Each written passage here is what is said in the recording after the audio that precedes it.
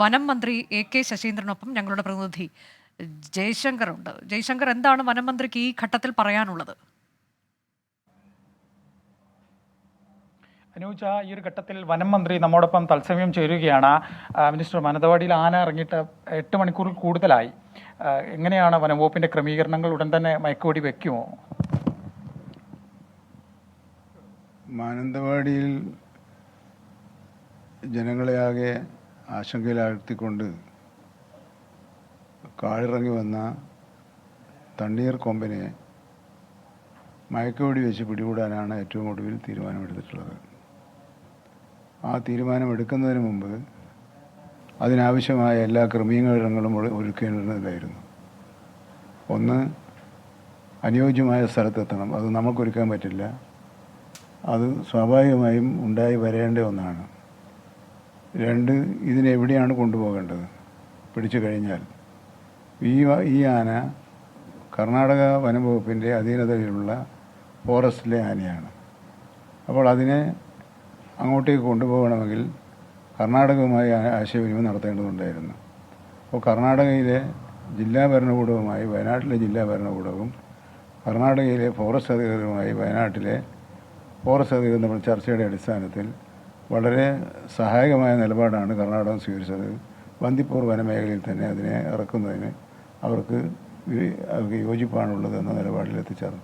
അപ്പോൾ ഇത്തരം ക്രമീകരണങ്ങൾ ചർച്ചകളൊക്കെ ഇതിനിടയിൽ നടക്കേണ്ടതായിട്ടുണ്ട്. സ്വാഭാവികമായും അങ്ങനെ കുറച്ച് കാലതാമസം ഉണ്ടാകും. അത് മനഃപൂർവ്വമുള്ള കാലതാമസമല്ല. പിന്നെന്താണ് വേണ്ടത്? ഇതിനെങ്ങനെയാണ് കൊണ്ടുപോകുക? അങ്ങനെ കൊണ്ടുപോകണമെങ്കിൽ ആംബുലൻസ് ലോറി ആവശ്യമാണ്.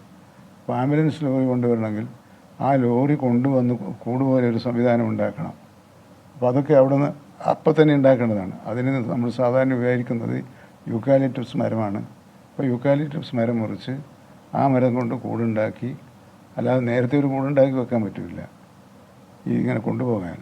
അപ്പോൾ അങ്ങനെ ഉണ്ടാക്കി കൊണ്ടുവരുന്നതിനുള്ള ഒരു സമയമെടുക്കും. പക്ഷേ ഇതെല്ലാം സ്വാഭാവികമായ കാലതാമസമല്ലാതെ ഇതെല്ലാം സമയം എടുക്കുന്ന നടപടിക്രമങ്ങളാണ്. പക്ഷേ ഇത്തരം നടപടിക്രമങ്ങൾ പാലിക്കാതെയും നടപടിക്രമങ്ങൾ ഇത്തരം ഒരുക്കങ്ങൾ ചെയ്യാതെ ഒരു വന്യമൃഗത്തെ നേരെ കണ്ടുവിടനെ അങ്ങോട്ട് വെടിവെച്ച് വീഴ്ത്തുക എന്നത് അല്ല അതിൻ്റെ ശരിയായ മാർഗം. എല്ലാ കരുതലുകളും എടുത്ത് എല്ലാ നടപടിക്രമങ്ങളും പെട്ടെന്ന് പൂർത്തിയാക്കി നടപടിക്രമങ്ങളിലേക്ക് പോവുക എന്നതാണ് സ്വാഭാവികമായി സ്വീകരിക്കേണ്ട നടപടി. ഇന്ന് തന്നെ ഈ ആനയെ മയക്കുവെടി വെച്ച് കൊണ്ടുപോകും.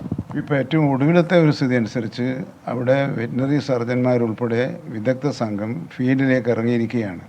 മയക്കുവെടി വെക്കാനുള്ള നടപടിക്രമങ്ങളുമായി മുന്നോട്ട് പോകാൻ വനംവകുപ്പ് ഉദ്യോഗസ്ഥന്മാരും പോലീസും ഡോക്ടർമാരുടെ വിദഗ്ധ സംഘവും അങ്ങോട്ടേക്ക് നീങ്ങിക്കഴിഞ്ഞിട്ടുണ്ട്. എൻ്റെ ഒരു പ്രതീക്ഷ 1-2 മണിക്കൂറിനകം നമുക്ക് ആ ദൗത്യം വിജയകരമായി പൂർത്തിയാക്കാൻ കഴിയുമെന്ന്. പക്ഷേ വയനാട് നിങ്ങൾക്ക് എല്ലാവർക്കും അറിയുന്നത് പോലെ പെട്ടെന്ന് ഇരുട്ടാവുന്ന ഒരു സ്ഥലം. ഇരുട്ടത്തൊന്നും അത് ചെയ്യാൻ കഴിയില്ല. പക്ഷേ അവിടെ ഫീൽഡിലുള്ളവരുടെ ആത്മവിശ്വാസം അവർക്കത് ഇന്ന് തന്നെ ആ ദൗത്യം പൂർത്തിയാക്കാൻ കഴിയുമെന്നാണ്. ആ ദൗത്യം വിജയിക്കട്ടെ എന്ന് ഞാൻ ആശംസിക്കുകയാണ്. അനുജ, ഇതുമായി ബന്ധപ്പെട്ട് ഇന്ന് തന്നെ ദൗത്യം പൂർത്തിയാക്കാൻ സാധിക്കുമെന്നാണ്. അതാണ് വനം മന്ത്രി പറഞ്ഞത്. മന്ത്രി പറഞ്ഞിട്ടുള്ളത് ഇപ്പോൾ ഇതിൽ കാലതാമസം ഉണ്ടായിട്ടില്ല. സ്വാഭാവികമായി ഇത്തരം നടപടിക്രമങ്ങൾ ിലേക്ക് നമ്മൾ പോകുമ്പോൾ ഉണ്ടാകുന്ന കാലതാമസം എന്നതിനപ്പുറത്തേക്ക് കാലതാമസം ഉണ്ടായിട്ടില്ല എന്നതാണ് മന്ത്രി വ്യക്തമാക്കുന്നത്. ഇന്ന് തന്നെ ഈ ദൗത്യം പൂർത്തിയാക്കാൻ കഴിയുമെന്ന് ശുഭപ്രതീക്ഷ കൂടി മന്ത്രി പങ്കുവയ്ക്കുന്നുണ്ട്. ഞങ്ങളുടെ പ്രതിനിധികൾ സുർജിത് അയ്യപ്പത്തും സജോ ദേവസയും തത്സമയ വിവരങ്ങളുമായുണ്ട്.